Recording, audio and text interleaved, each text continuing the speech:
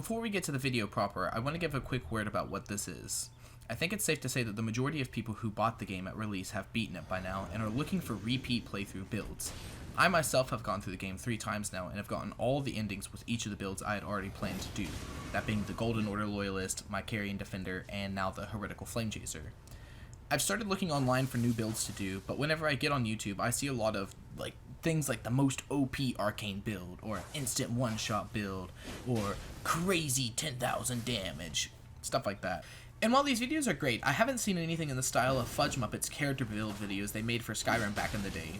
So why not make it myself? A video that focuses on a character with fun backstories that fit into the game's world.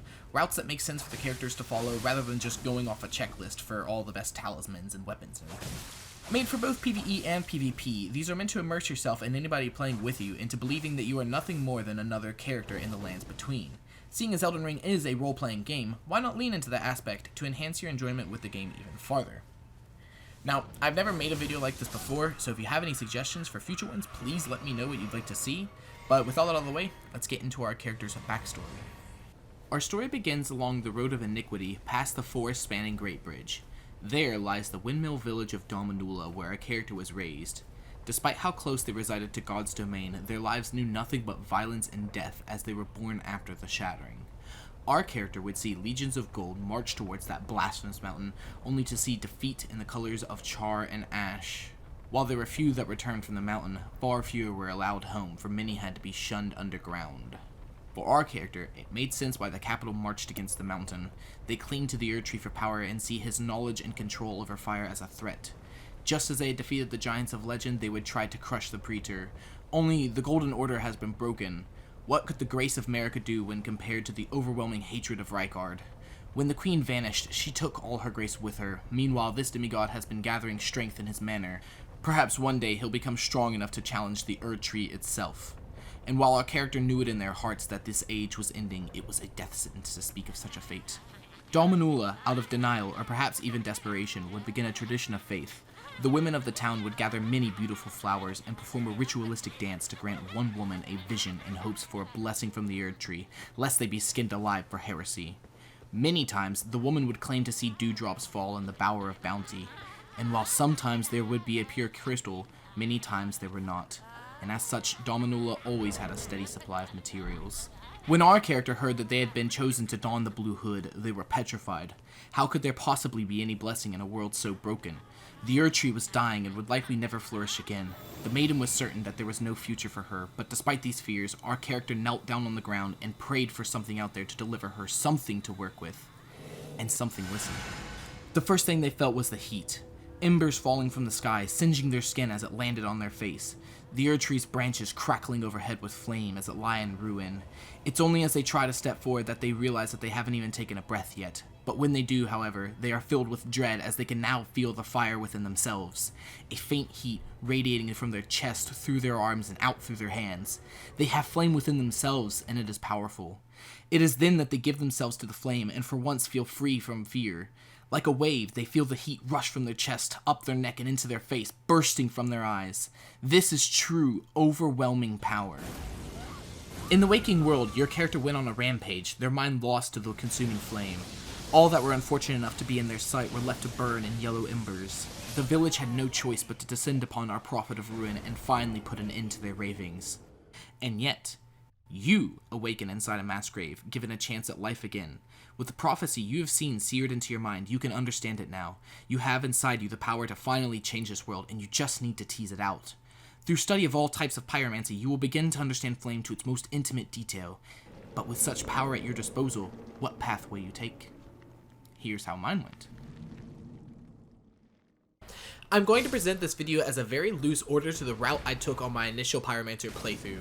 Anybody that wants to simulate this story can always branch off into their own paths. I actually encourage you to take detours as you play, building your own little stories along as you play.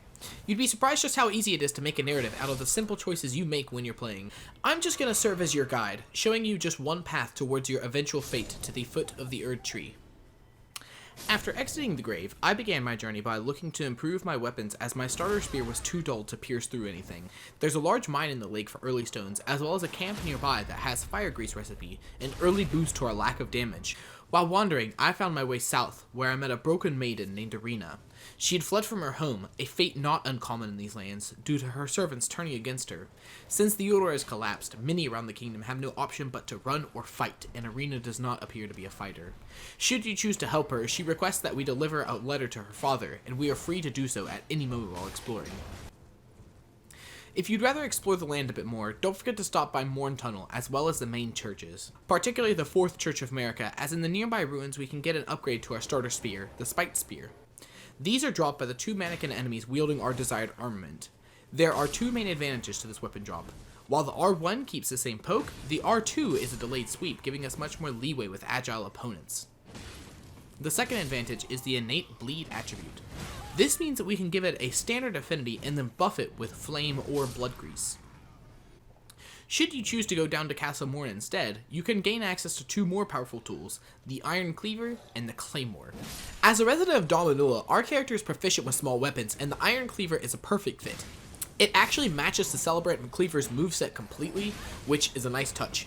With its incredibly aggressive charged R2, you can really pressure down opponents as they often panic roll away and you'll catch them as they're coming out of their rolls. The R1 attacks also come out in quick succession and really add to the flavor of a crazed maniac. You can spam it up to 5 times and they come out in really quick succession. A lot of the time, players won't expect you to just sit there and wail on them. You can even go further with this and pair this weapon up with the Wild Strikes Ashifor. Spending literal seconds wailing on a boss while they let off attacks is an absolute joy to experience. And since the attacks come out really quickly, you can take advantage of the 2 weapon buff incantations.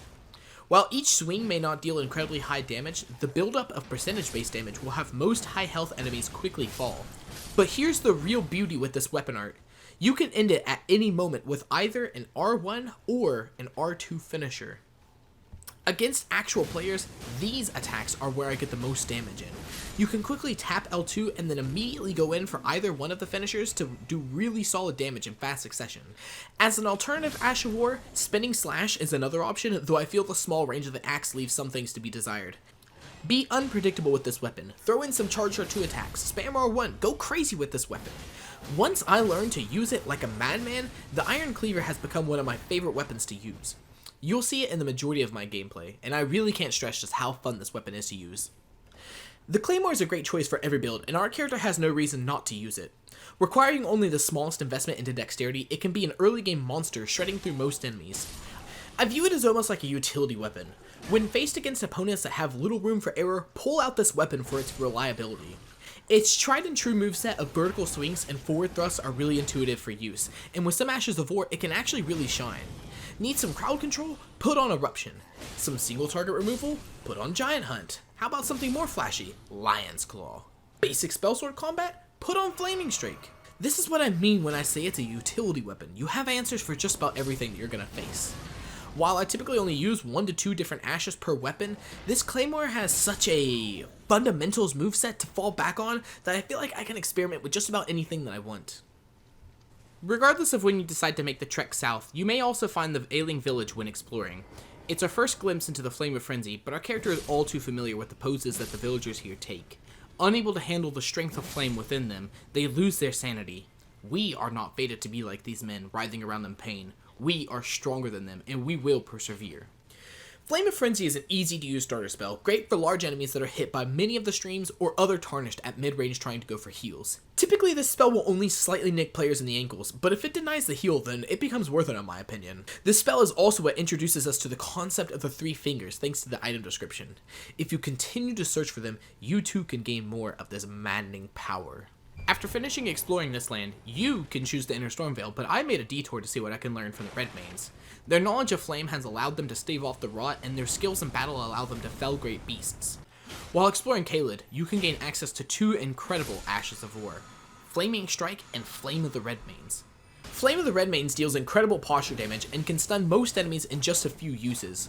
With its wide fan, it's also applicable when getting charged at from multiple opponents. I like to use this when I'm being chased by 2 or more goons during invasions. It's the age-old tradition of turn and burn. Meanwhile, Flaming Strike is a great finisher. It true combos, sometimes outright killing players while also looking really flashy. The extra fire damage from the buff is greatly appreciated, but you have to be aggressive to get the most out of it. If you found any festering bloody fingers up to this point, you can slap this Ash of War on either the Claymore or the Cleaver and begin invading. The damage is pretty decent, and you can mess with the timing of your follow-up R2 to catch quite a few opponents off guard. With access to these ashes, you can disregard upgrading physical stats past the minimum required for the weapons. The fire damage you'll get from the scaling is more than enough. While defeating enemies, you should slowly start to pick up some armor. At the beginning of the game, I always put this armor on right away and slowly start building up my defenses, but at this point you might actually already have some gear to produce a really good looking armor set. For me, this was the Commoner's Headband dropped from some random holo. I got the Caden... how do you say that? The Caden chest piece, soldier gauntlets, and some chain leggings that I bought from Kale. Feel free to experiment with what you can find.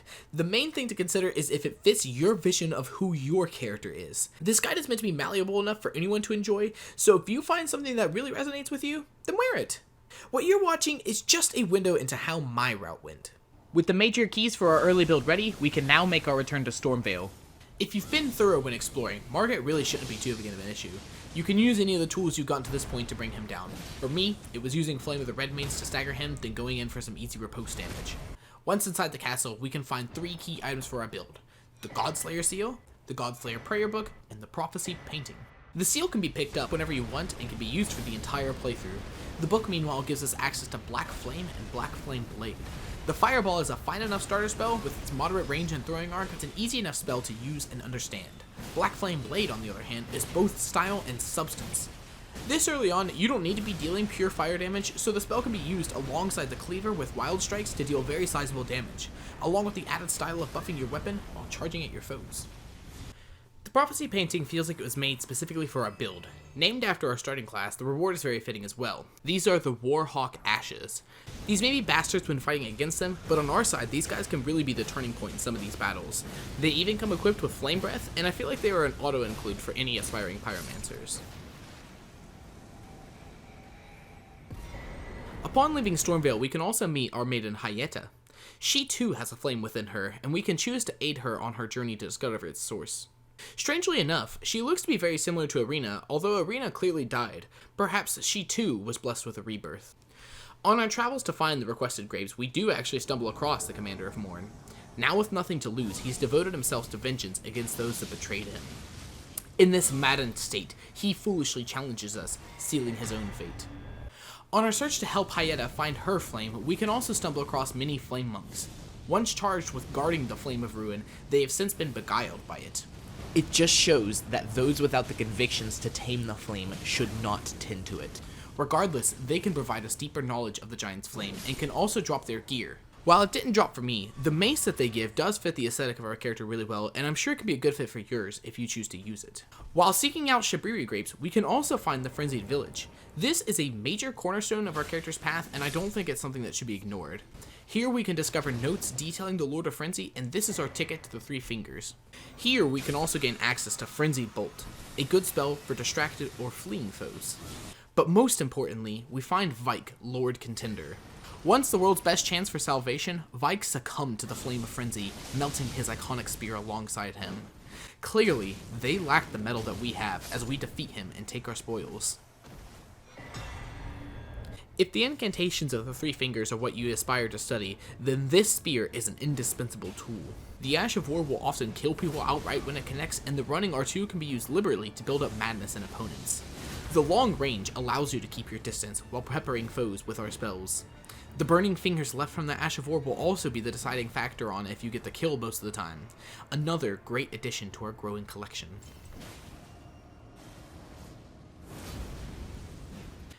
It's at this point that you can choose to take the lift to Altus. Earlier in my journey, I found my way towards Eastern Limgrave and claimed Fort Height for myself. In a chest, there rested one of the tablets for the Holy Lift. Using the item description, I was able to determine where the second half resided. It was convenient enough for me to pick up the other fragment while I was already in Caelid looting Castle Redmane, but many others on their adventure may have waited until they were more powerful to take it themselves. Now is that opportunity. If you do, you may also stumble across the town of Celia. Here we can find Sage Gowry. Once a well-known sorcerer, he now aims to awaken the power within the traveling maiden of Millicent. Not only does her quest mirror ours in that we both aim to control the forces within ourselves, but her quest is also needed for access to the Canvas Talisman later on in our adventure. While in Caelid, I also picked up the Vulgar Militia Saw, a thematic fit for our character. Based off the Celebrant's ribcage, I think its brutal appearance plus innate bleed makes for a good alternative to enemies that are a bit more resistant to fire. You can also pair it up with the Blood Flame incantation for some serious hemorrhage buildup, especially this early on in the game. After making your way up the Grand Lift of Dectus, you may also be greeted by Raya and taken to the Volcano Manor. Once again, this faction seems built specifically for our character. As enemies of the Erdtree, the Recusants welcome us into their family. While once we were afraid of Rykard's power, we are now equals to them. The Recusant's questline is also some great practice for facing off against human opponents, as each successive fight gets more and more challenging than the last. Those of the Volcano Manor align with our vengeful character's motives so well that I also consider this moment to be a cornerstone for our character's journey. Now that we are in the mid-game and have access to most areas and weapons we'll use, this is a good time to try out some invasions. Locations such as Bellum Highway, Redmane Castle, and Dominula pair with our character's style really well. Each place plays into our aesthetic of control over flame. Bellum Highway has the Eye of Frenzy to retreat back to if the main road has been cleared out. Redmane has a huge exterior full of soldiers fighting these mutated enemies, creating these really chaotic fights if you catch any tarnished amongst them. And Dominula is the place where our spark ignited, but now has drawn the attention of a Godskin Apostle. This Apostle can be used to help level the playing field against multiple enemies. In your world, however, this same Apostle can be defeated to claim their power. While the weapon isn't for me, the Ash of War it has by default is incredibly powerful, and spoilers, Black Flame Tornado becomes our main boss slaying weapon of choice later on in the run. I also want to speak on the potential for variety within our build. If you don't have the stats to wield all the weapons you want to at this stage in the game, we do have access to both Prosthesis Wares as well as Star Scourge Heirloom. This, paired with Radagon's Sword Seal, should allow you to use even the most demanding weapons. If you haven't already, you can also challenge the Great Jar at this point to be rewarded with their talisman. This can help with equipping some of the heavier armor sets in the game. While I've already spoken on to how some of these tools are used, I think it's also important to talk about the mentality needed. With so much utility in our talismans, weapons, ashes of wars, and spells, we can really put on a performance that shows off your skill at the game. When invading players, my main goal is to have fun and leave an impression on the other player. This means going for silly plays, swapping spells constantly, and trying to go for these flashy finishes. The end goal for me isn't to kill the host, it's to fight them. When you play this game as much as I have, it's not just the victory that's important, but it's instead expressing your character through the way that you interact with your opponent. This clip you're seeing in the background should help demonstrate what I'm talking about. Whenever you play against people, you have the opportunity to show them what it means to fight against you, the character, instead of you, the player. And I think playing like this will result in much more memorable fights for both players. And that's why we play video games, right? Everybody plays these games for fun, and that applies for the person on the other side of the screen as well. This is all to say, just don't be a tryhard. Just relax, have fun with your opponents. You may end up making their night. After a long period of fighting, we find ourselves at the foot of the Erdtree, repelled from entering. As we enter the second half of the game, there are a few more tasks that we have left incomplete. For starters, our character now needs to find a way to burn the thorns. For me, this is the moment to begin our trek underground to seek out the frenzied flame. Whether by the note found in the village, Shibiri speaking to us at the Lift of Rold, or Hyena's visions, our character knows how to make their way below the capital to meet the Three Fingers and take control of the Flame of Frenzy. But first, we gotta get through Mohg. Mohg the Omen stands as one of the first big walls in our adventure, as he boasts a high resistance to fire as well as an immunity to bleed. But our character is a prophet, are they not? So how about this? When exploring Lindell, our character could be struck with another vision, one of the shattering, one of a hammer imbued with the holy essence of the Elden Ring, but with diminished power as now it's only a mere manifestation. So obviously this is just the basic hammer that Hugh uses with a holy infusion on it, but I think it's a really cool little bit of a lore connection that you can make, and since our character's a prophet, why not take advantage of it? Now, there aren't any Holy Ashes of War that I felt really went well with the build, so I actually like to pair this up with Storm Stomp for a bit of crowd control. I think this is also fine too, because Radagon, spoilers, he stomps a lot, right? And so using this manifestation of Marika's hammer and stomping around a bunch, I don't know, I feel like it's pretty thematic. If the damage from the hammer is too low for your standards, then maybe in your run, your character begins to lean more into the barbaric sides of her origins and adopts the Holy Butchering Knife. This weapon has a really fun to use moveset, especially if you pair it with the Sword Stance Ash of War, and the Executioner charged R2 attack is just so thematic, but it's really risky to pull off. I'd say really only use this against players if you can distract them with something else first. Regardless of which weapon you decide to choose, Moog will eventually go down. With the path to the Frenzied Flame conscription cleared, you can choose to devote yourself further to the pursuit of flame, embrace the Three Fingers, and become the Lord of Chaos. As a Pyromancer on the path to be Lord, we are more than capable of controlling their blessing for our needs. We've seen what happens to those that are unable to control it, but we are stronger than them as we will be Lord. We've seen the fall of the Erdtree, and it will be by our hands. Now that we're the host of the Frenzied Flame, it's time to change our armor to represent our newfound strength. Here what I like to use is the Black Flame Monk chest piece, the Kaiden helm, so that we can see the new glowing eyes, just the plain old gauntlets, and some Mausoleum Greaves. Why not take this opportunity to do some more invasions? We can share our newfound knowledge to others, melting their minds in the process. How awesome is that? Honestly though, Inescapable Frenzy is probably my favorite spell in this whole build. It might initially seem really difficult to pull off due to the windup, but you can use the Lead and Hard tier to poise through their attacks and almost always get the spell off. It'll typically deal around 600 fire damage while always triggering madness. Don't forget, this means that they lose a chunk of their FP. Just be careful that you don't take too much damage whenever you do this trade, otherwise something like this can happen.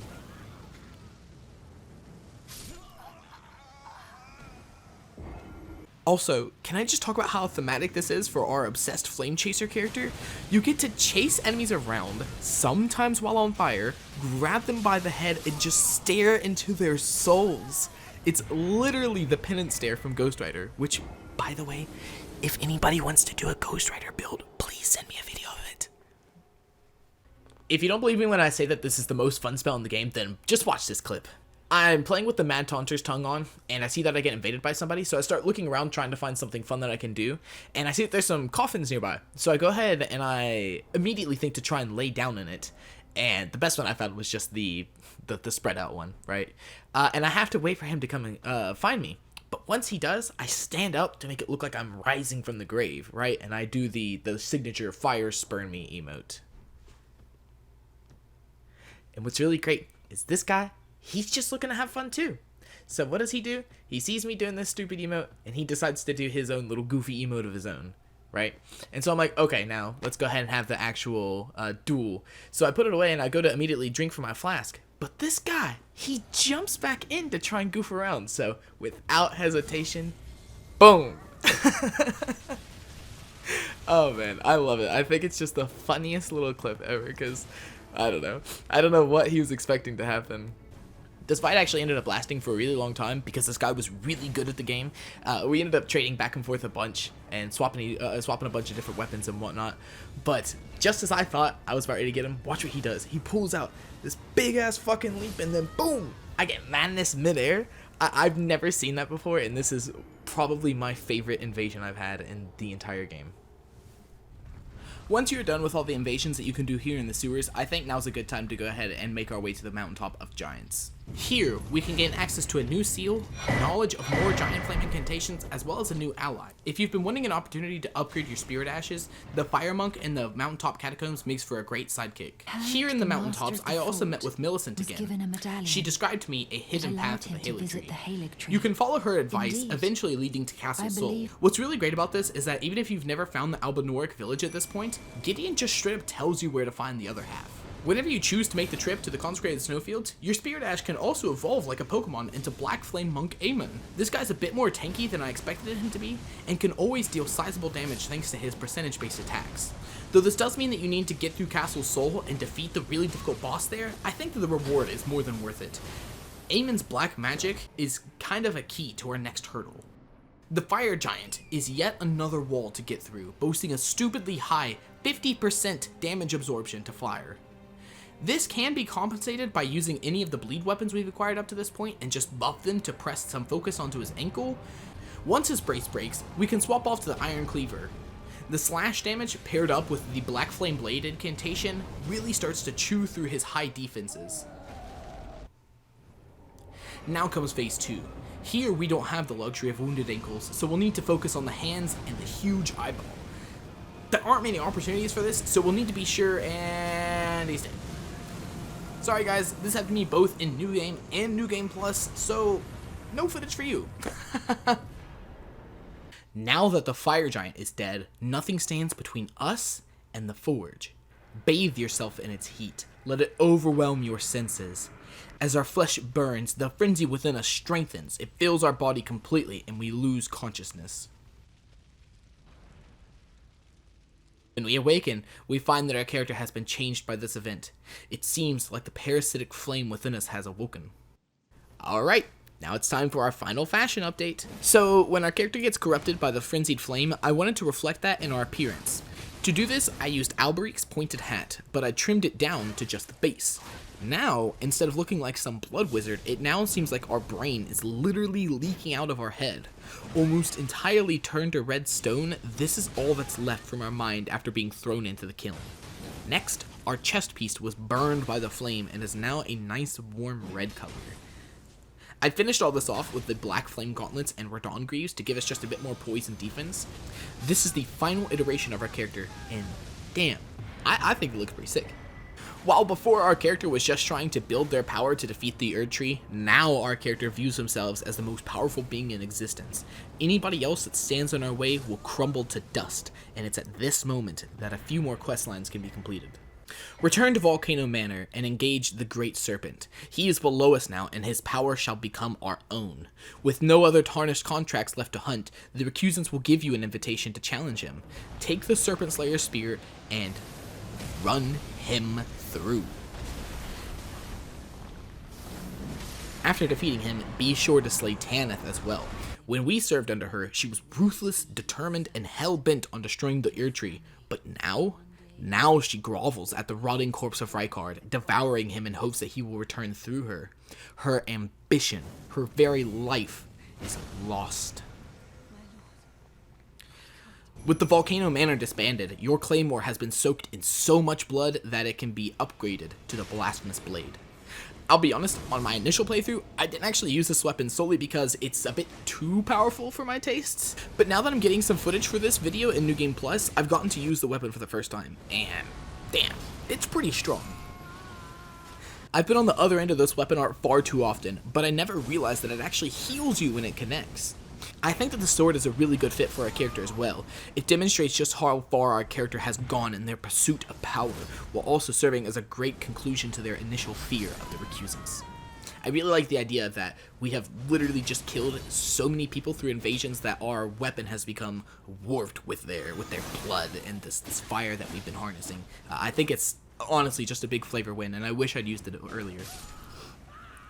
There's one more last loose end before we unseal Destined Death. Millicent still has yet to unleash the power stored within her. We find her next in Elfile, where we can choose to aid or fight her. I'll leave the indecision to you, but for my character in particular, this choice was simple. She forsook the gift that she had been blessed with and is now actively trying to remove it from herself entirely. In our character's frenzied state, Millicent appears weak, and as such, I say, let her rot. After this, I return to Gowry to let him know that his pupil has bloomed into another beautiful flower. And boom! Just like that, we're actually near the end of the game. All that's left is Feroma Zula, where we pick up Black Flame Tornado. This single Ash of War will carry you all the way to the end.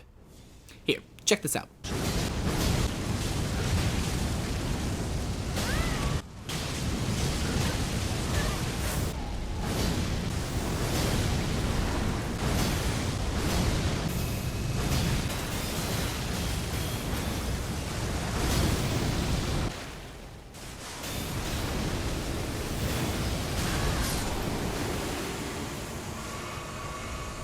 See? This Ash of War is stupidly strong, and is arguably even better in PvP. If an opponent gets caught in the whirlwind at any point, they're trapped straight up. There is no getting out from it, and it'll typically deal around like 1600 health. If you ever wanted an I win button for this build, here you go. I mean, look at it. This weapon, it never fails. Oh. Well anyhow, let's just get past all of that to see that, whoa! It's time to claim the Elden Ring! Finally, with so many tools we've accrued up to this point, we can bring our prophecy to fruition. At the beginning of this journey, our character never would have imagined how powerful they'd become. All they knew was that they would be the ones to bring down the Erd Tree, but now it's our chance to burn it all down to the ground. And here's the thing, it's not even close either. With our God-slain Black Flame, these bosses never, ever stood a chance. So now, standing in front of the broken corpse of God, achieve your destiny and watch as all creation turns to nothing.